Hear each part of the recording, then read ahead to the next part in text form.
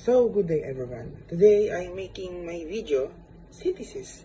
So, before I start, I want to introduce myself. I'm Mark Russell Esclioy from BTLED HE1A.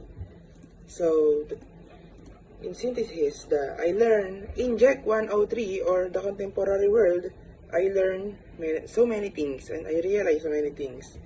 One of them is Asian regionalism. So, what is Asian regionalism?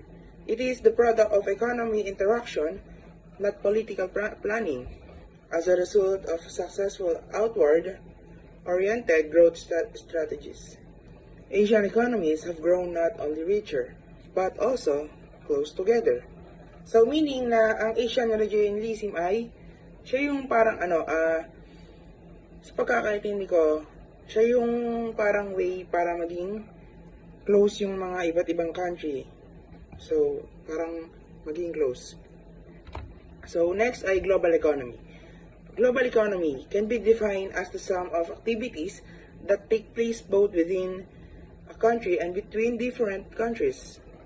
Each country is a separate unit with its own industrial production, labor market, financial market, resources, and environment. So, market integration in the global economy refers to the degree to which distinct markets of different regions or nations operate as a single market. This operation is often indicated by similar prices and a high volume of cross-border transactions. So, all of these things is ilan lang yan sa mga naiintindihan ko. And soon, hanggang sa matapos ang school year is, I hope marami pa akong matutunan na iba.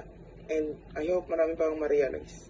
So, that's it for today guys. And thank you. Bye!